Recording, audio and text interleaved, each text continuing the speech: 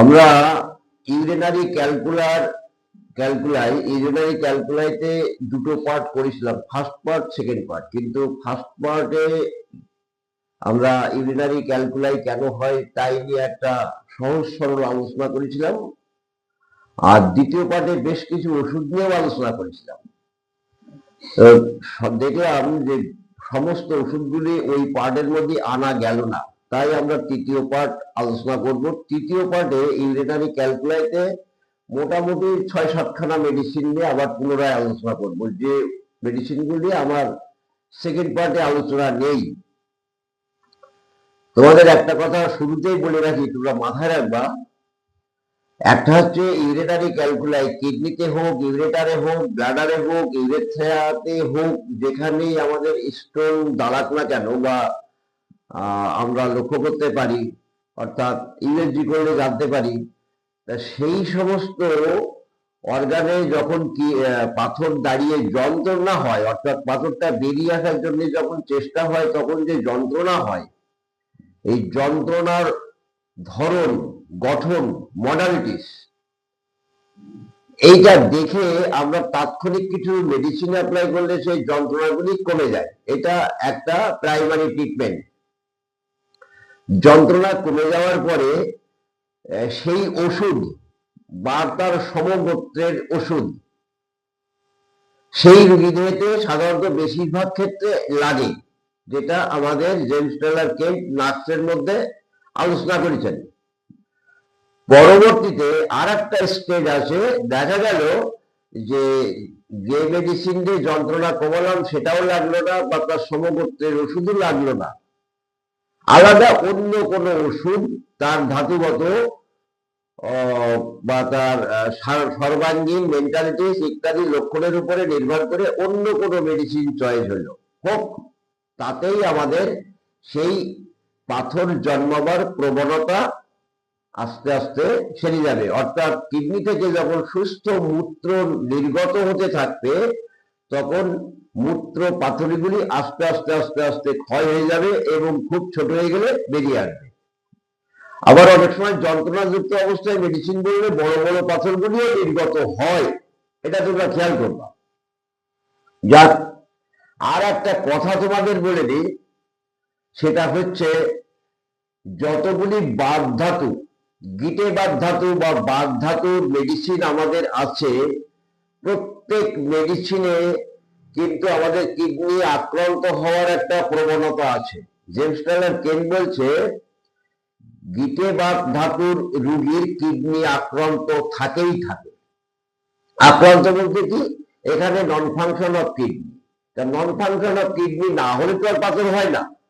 যদি গিটেবাতের রোগী হবে, তার কিডনি আক্রান্ত হবে না, আক্রান্ত থাকবে না, এটা হতে পারে না, হবেই।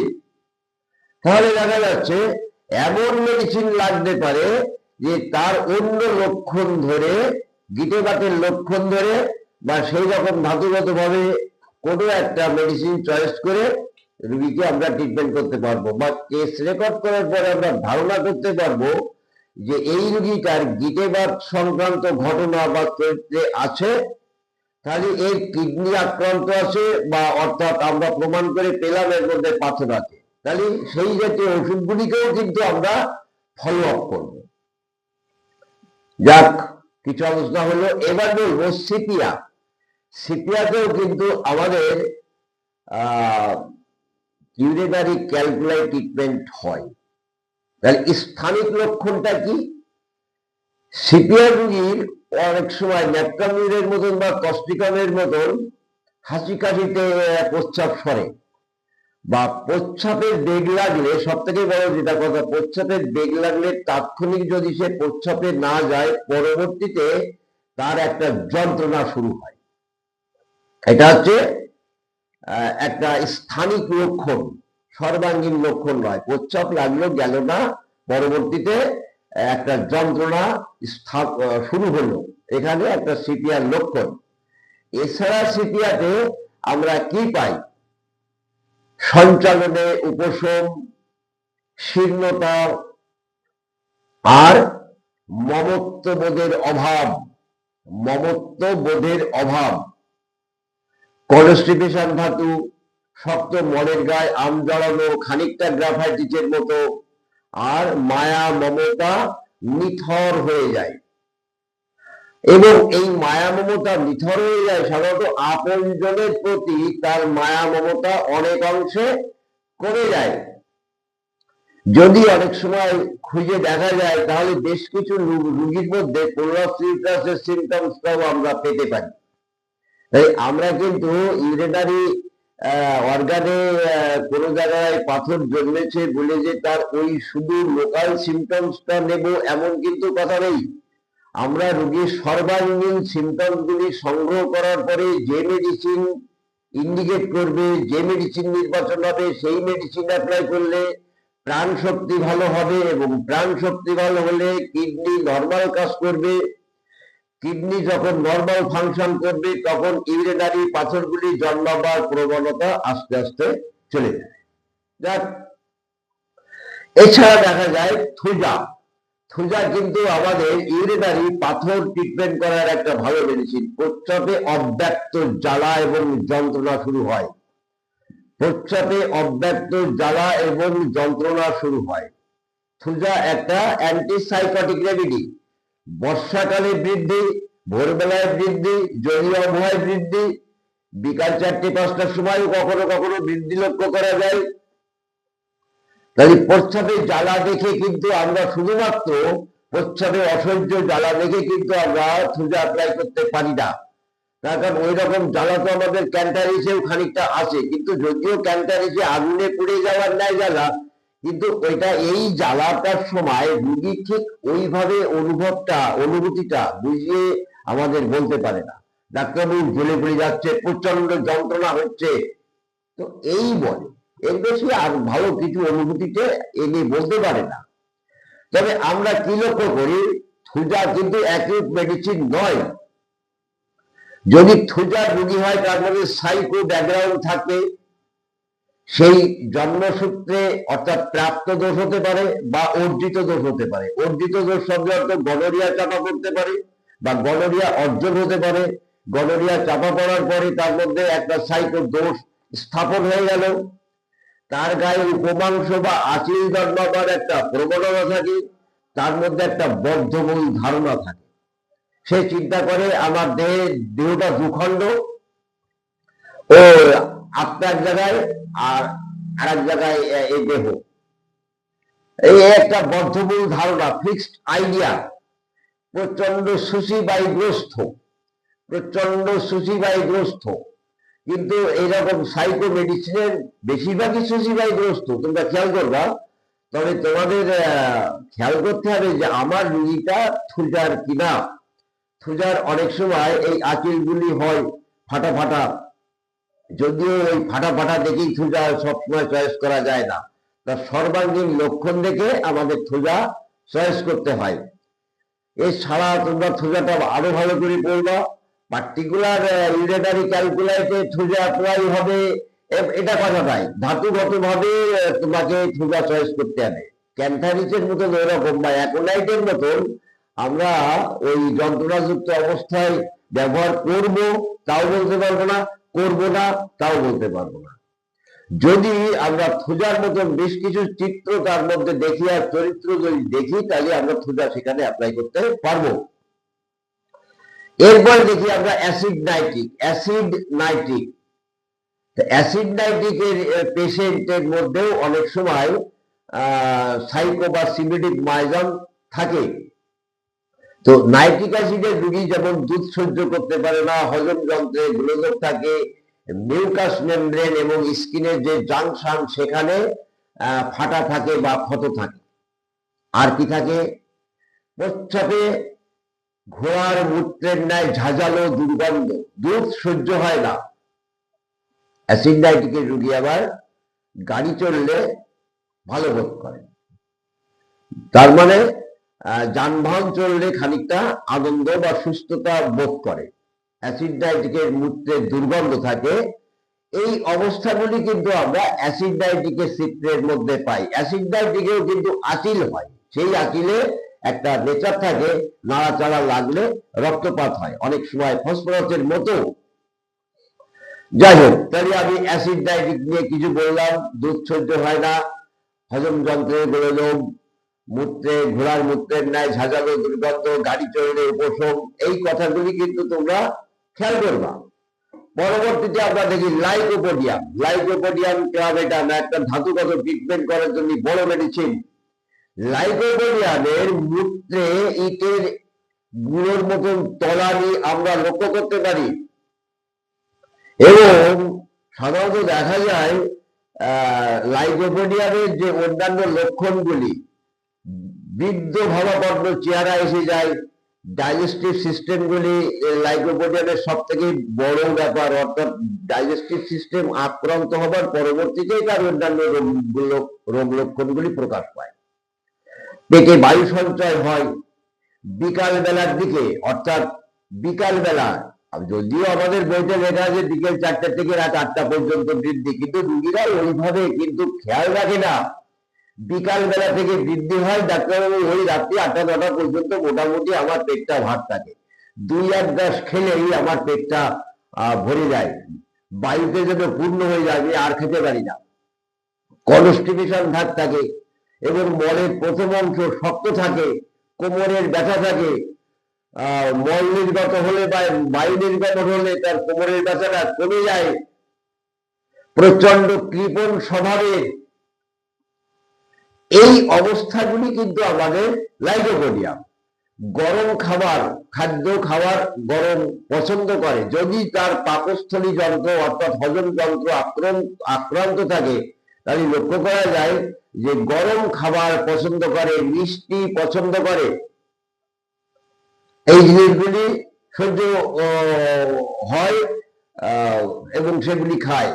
তাছাড়া ঝিনুক বা অন্যান্য খাবারগুলি তার দেহতে পছন্দ হয় না। দুধও অনেক সময় লাইকোপোডিয়ামের রোগী দেহতে সহ্য হয় না। দেখো, এই সহ্য হয় না আর পছন্দ দুটো কিন্তু আলাদা। অনেকে মন থেকে চায় খাবো খাবো, কিন্তু খেলে আর সহ্য হয় না, মন থেকে চায় খাবো খাবো, খেলে সহ্য হয় না। আবার অনেকের দেখা যায় মনে চায় না, খায়, সহ্য হয় না।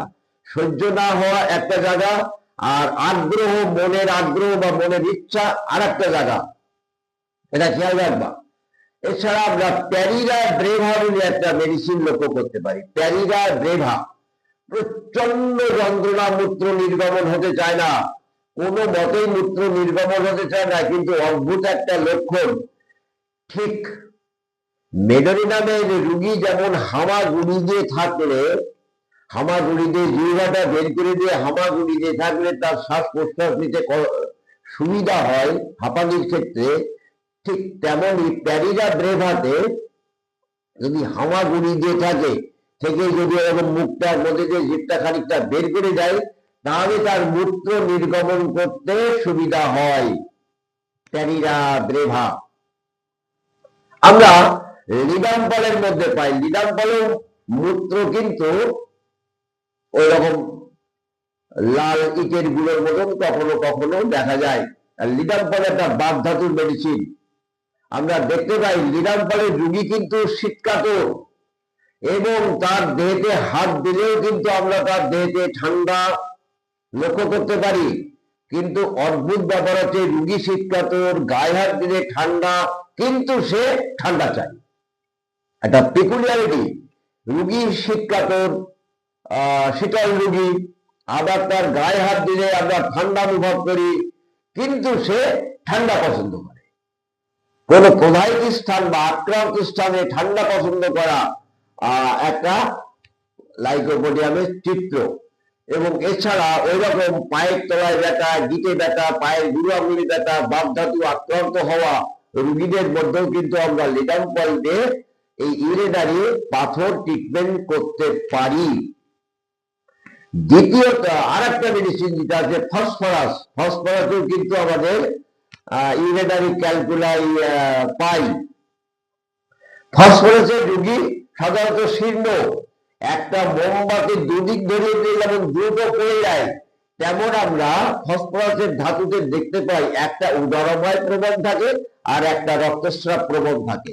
মানে রক্তস্রাব প্রবণে একটা রক্তক্ষয় হয়, আর উদরময় প্রবণে তার আর একটা ক্ষয় হয়। এইরকম কিন্তু ফসফরাসের রোগী পাকস্থলী যদি আক্রান্ত থাকে তাহলে দেখা যায় সে ঠান্ডা খাবার পছন্দ করে। অনেক সময় ফুসফুস যন্ত্র আক্রান্ত হলেও সে ঠান্ডা খাবার পছন্দ করে। শীতকালের পৌষ মাসে সে বরফ দেওয়ার মতন জল, অত শীতল জল পছন্দ করে। ফসফরাসের রোগী ঠান্ডা জল পছন্দ করে, খুব ঠান্ডা। এবং ঠান্ডা জল অনেক সময় পাকস্থলী আক্রান্ত যদি থাকে তাহলে ঠান্ডা জল পাকস্থলীতে যাওয়ার পরে গরম হয়ে গেলে কি অংশ পরে বা 8 ঘন্টা 15 মিনিট পরে বমি হয়ে যায়। ফসফরাসের রোগীর ইন্দ্রিয়গুলি প্রচন্ড অনুভূতিশীল, শব্দ, গন্ধ, আলো, বাতাস, যার কারণে অনেক সময় বলা হয় বজ্রপাতের শব্দে বিপদগ্রস্ত হয়। ফসফরাসের রোগী খানিকটা ম্যাসেজ পছন্দ করে, সারা গা হাত পায় সংমোহন পছন্দ করে, ডলে ডালে দিলে অনেক সময় সে আনন্দ পায়, তার ভালো লাগে, লোককে দিয়ে ম্যাসেজ করায়। ফসফরাসের রোগী কিন্তু একটু তীক্ষ্ণ বুদ্ধি সম্পন্ন হয়, মানে তার সামনে কেউ এসে দাঁড়াবে সে অনুভব করে নাই যে এই রোগীটা আমাদের কাছে কি জন্য এলো, কি বলতে চাইছে। এইরকম আমরা একটা অবস্থায় পাই। আবার অনেক সময় তার মধ্যে স্তম্ভ উন্মাদ, অর্থাৎ চুপচাপ বসে থাকে, এই স্তম্ভ উন্মাদও আমরা অনেক সময় দেখতে পাই। ফসফরাসের রোগী সাধারণত লবণ পছন্দ করে, ঠান্ডা জল পছন্দ করে, শব্দ দ্বারা ভীত প্রদর্শন হয়, রক্তস্রাব প্রবণ, কোথাও একটু সামান্য কেটে গেলে যে রক্ত পড়ার কথা নয় তার থেকে বেশি রক্ত পড়ে, কোথাও আঁচিলে বা ক্ষতস্থানে নাড়া লাগলে বেশি রক্ত পড়ে, ঠান্ডা জলের পিপাসা, শীর্ণ চেহারা, এইগুলি হচ্ছে আমাদের ফসফরাসের বিশেষ ক্যারেক্টার। আচ্ছা, তারপরে আমি আর একটা মেডিসিন বলবো, সেটা হচ্ছে সিলিকা, সাইলেশিয়া, সিলিকা বা সাইলেশিয়া। আমরা সাইলেশিয়া রোগী অনেকভাবে পাই। দেখা যায় গরমের ঘেমে গেছে, ঘাম চাপা পড়ে গেলে সাইলেশিয়া হয়। পায়ের তলার ঘাম চাপা পড়লে অনেক সময় সাইলেশিয়া হয়। পায়ের তলার দুর্গন্ধ, ঘাম চাপা পড়লে সাইলেশিয়া হয়। অনেক সময় কোভিডের টিকা দেওয়ার পরবর্তীতে আমাদের সাইলেশিয়া, অর্থাৎ আমাদের যে ভ্যাকসিন গুলি দেওয়া হয় তার পরবর্তীতে যে রোগগুলি আছে সেখানে আমাদের সাইলেশিয়া প্রয়োজন হতে পারে। সাইলেশিয়ার চিত্রটা কি? সাইলেশিয়ার রোগী একটু শীতকাতর, মাথাটা ঠিক সরিনামের মতন যেন বেশি শীতকাতর।